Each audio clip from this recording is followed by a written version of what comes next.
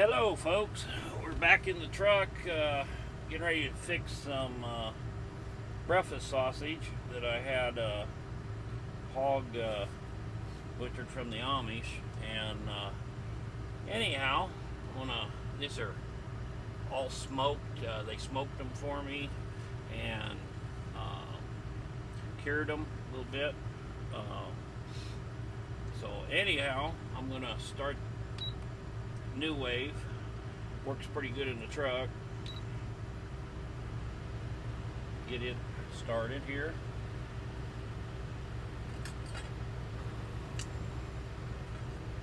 It's out of the way a little bit.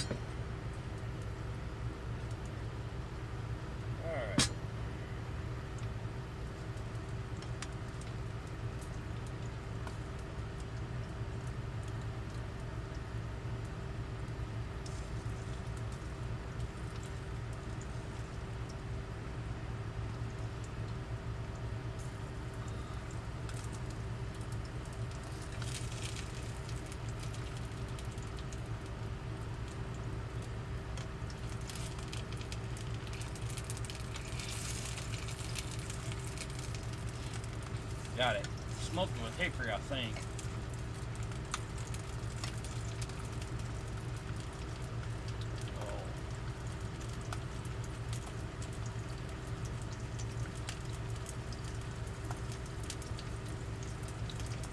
Get it going here.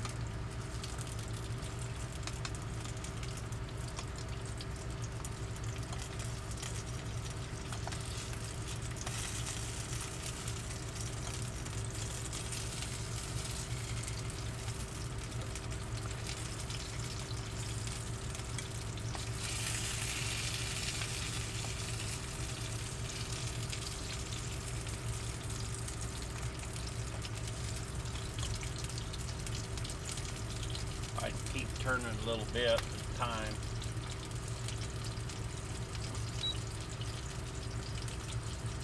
Turn it down a little.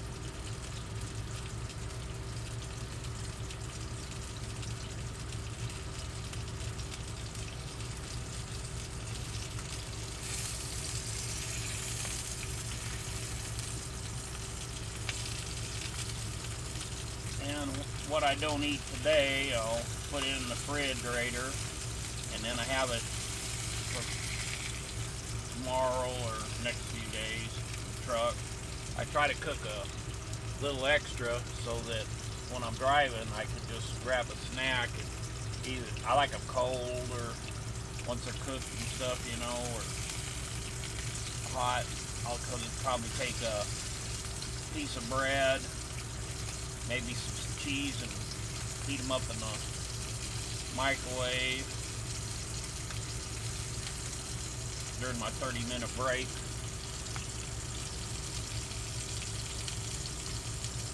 But I have them cooked. That way they're not having to stop and do this while I'm driving, using up my hours.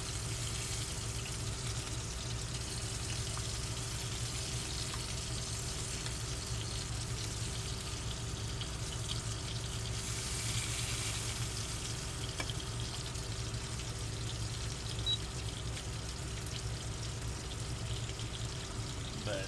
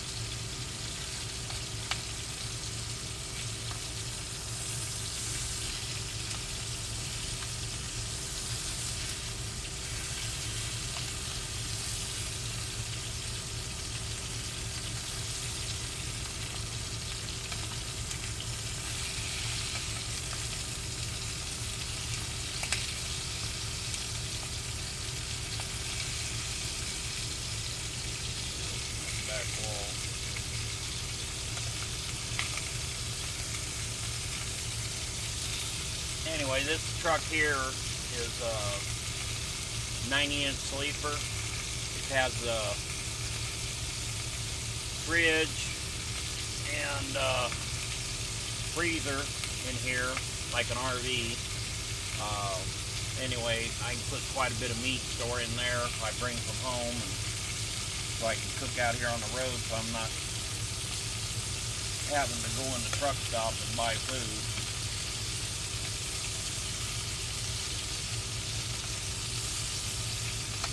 And then I get my water through a travel Berkey.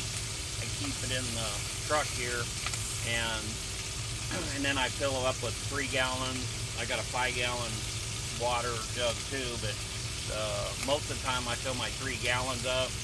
I get at the fuel pump. I get the water while I'm fueling. It says do not drink and stuff, but with my travel Berkey, it filter ices all the water. It takes the arsenic and all any viruses or anything out, so it goes completely through that. And then I also use the Berkey water. I have an ice maker in here, so I take and I put the Berkey water in the ice maker, and then I get my ice, and then I also have a Vitamix, so I use the ice for the Vitamix too. I'm making nice cream and just, you know, lemonade or whatever. But I do all my cooking in the truck, or you know, I buy stuff, and I usually don't go in the truck stop and eat. I just fuel and park. That's about it here at the truck stop.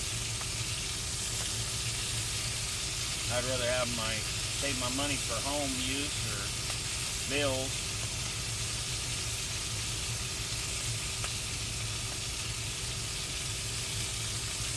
These are browning up pretty good here.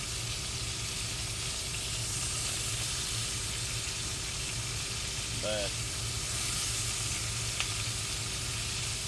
shouldn't take long now. But anyway, I call it the short bus. It's 40 foot long. The van on the back is 20 foot. Straight truck. It's a 3-axle truck with one axle lift. And then I used to do heavy haul. I'd go up to 130 foot long load, you know, with the truck and trailer. It stretched. I had sometimes I'd have a 2 or 3 axle dolly behind the truck. The truck would be a 3 or 4 axle truck, sometimes with a pin on it. Sometimes it was just a 4 axle truck with a lift axle. Sometimes, and then you'd have 3 on the ground and then lift and then put the 1 down. So, and for heavy haul. And then the widest loads I've hauled is it was 30 on the permit. I think it was 35 foot wide on that one, and that went from Port of Tacoma, Washington, up into Canada. And anyway, I've done, and then a lot of it was 18, 19 foot wide loads, up to, I think, 18 3 tall was my tallest load that I've hauled. And then you do log trucks, chip trucks, mule trains, soup out in the Washington State. But this here, I guess it's called a short bus. It's one of my favorites. I enjoy it. It's got, like I say, it's got a sink in here and TV, smart TV. It's got a convection oven and like I say, pretty nice sized fridge and freezer. And and then I have the Instapot. I do a lot of Instapot cooking, and then I do it. I have canned in here. I had an Instapot that actually was a canner, and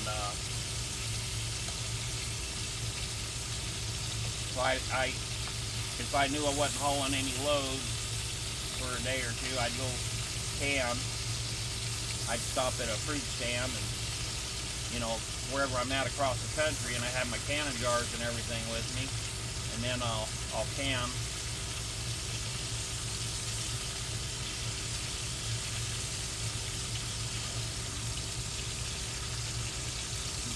About getting there.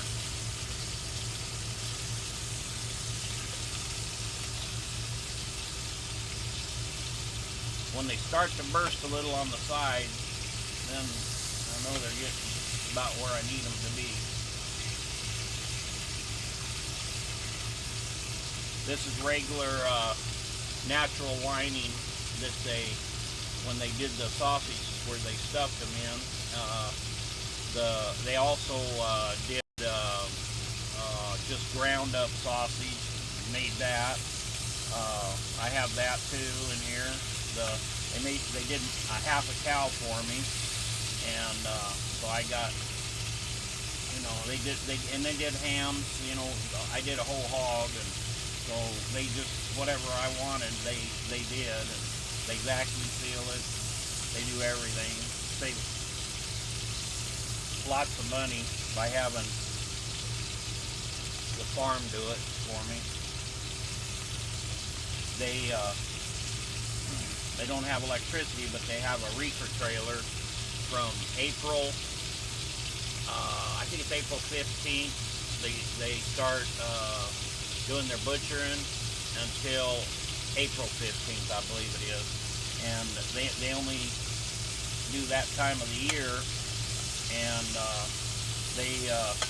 I can either buy it from them or take a hog to them or a cow. And anyway, and they do a really nice job of this. But if you can find a place to do that, get your own place that you can trust. You have a nice butcher shop, clean, but I'm just really blessed to find these folks in Missouri. And they're Mennonite over there. And but I think we're just about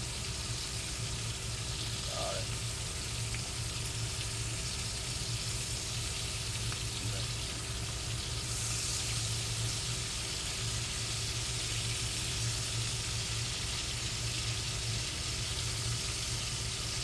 Thinking that one's just about done there.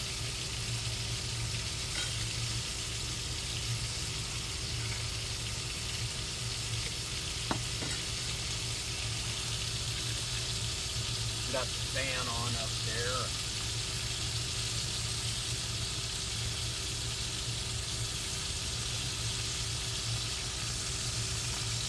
Yep.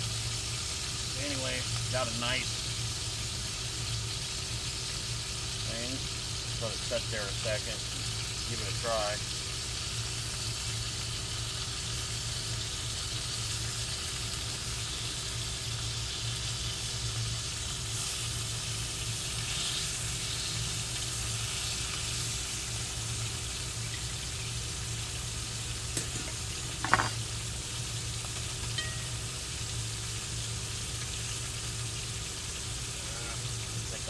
More on that.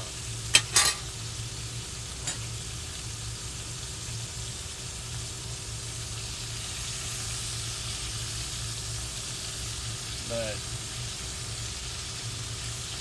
I enjoy this expediting. It's easy. I'm not having to drag chains, and whether it's heavy haul or flatbed or step deck, I used to do it all. I started when I was 18, and I'm 63 now, so I believe it's around 45 years of driving truck. I've only been doing the little short bus deal. I hadn't drove automatics till, I think it's almost 5 years now. I'd never even been in a truck with automatic. And anyway, I've had 10 speeds. I drove a 1968 for a little while. I used to do van lines. I did van lines for 8.5 years, and I had a 10-speed and a 13-speed. Had cab overs. Most of them were cab overs back then. When I first started driving,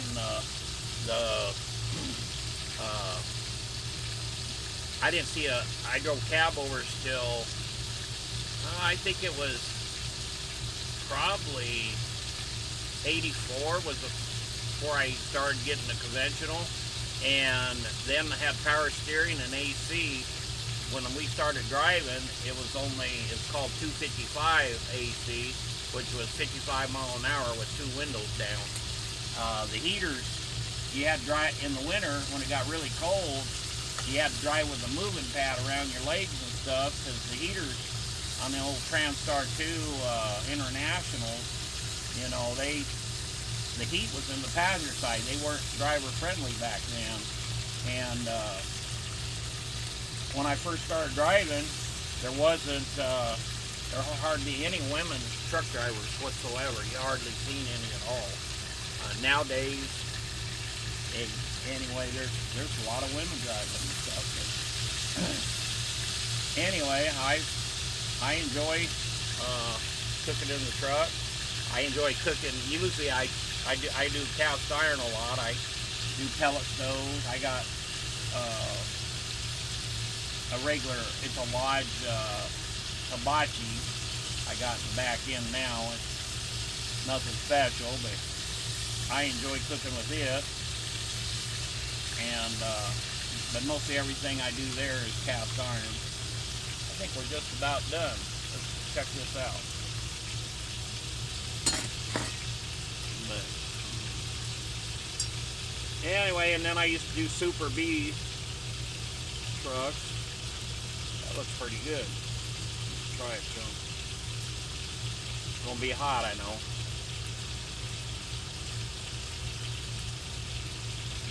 Got a lot of smoke to it. Real good. Yeah, them are done.